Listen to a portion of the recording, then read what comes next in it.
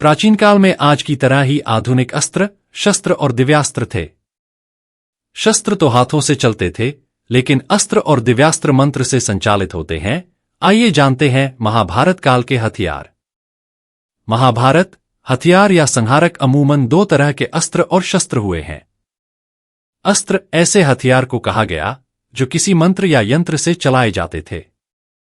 सह बहुत भयानक होते थे, इनसे चारों ओर हाहाकार मच जाता था।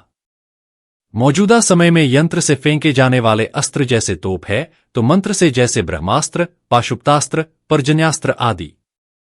जबकि दूसरे संहारक हाथों से चलाए जाने के कारण शस्त्र कहे गए।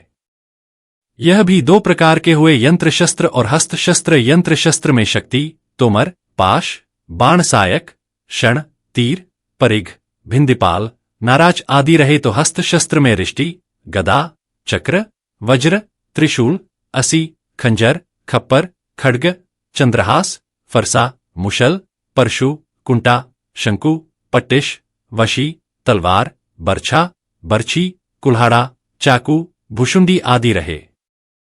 चंद लोगों को ही था दिव्यास्त्र का ज्ञान।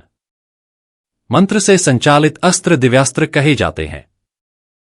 प्राचीन काल में यह विद्या चंद लोगों को ही सिखाई जाती थी। ब्रह्मास्त्र चलाने के लिए कर्ण ने परशुराम से शिक्षा ली, तो द्रोणाचार्य ने कौरवों समेत 5 पांडवों को इसकी शिक्षा दी थी। लेकिन ब्रह्मास्त्र विद्या कर्ण, अर्जुन, भीष्म, द्रोणाचार्य और अश्वत्थामा के अलावा किसी को नहीं आई।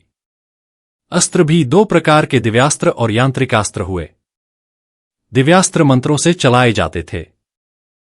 हर अस्त्र पर भिन्न भिन्न देव या देवी का अधिकार होता है। मंत्र तंत्र से ही इसे चलाया जा सकता है। दिव्यास्त्रों में प्रमुख रूप से आग्नेयास्त्र, पर्जन्य, वायव्य, पन्नग, गरुड़, नारायणास्त्र, पाशुपत, ब्रह्मशिरा, एकागिन, अमोघास्त्र और ब्रह्मास्त्र हैं। दिव्यास्त्रों का असर, आग्नेयास्त्र अग्नि बरसता था, तो पर्जन्य से भारी बारिश होने लगती थी। वायव्य से आंधी तूफान बवंडर आ जाता था। इनका प्रभाव इतना घातक था कि पूरे युद्ध स्थल का वातावरण भयावह हो जाता था। इनसे बचना मुश्किल था, सिर्फ वही इनसे बच सकता था जो इनकी काट जानता था। ऐसे मिलते थे दिव्यास्त्र।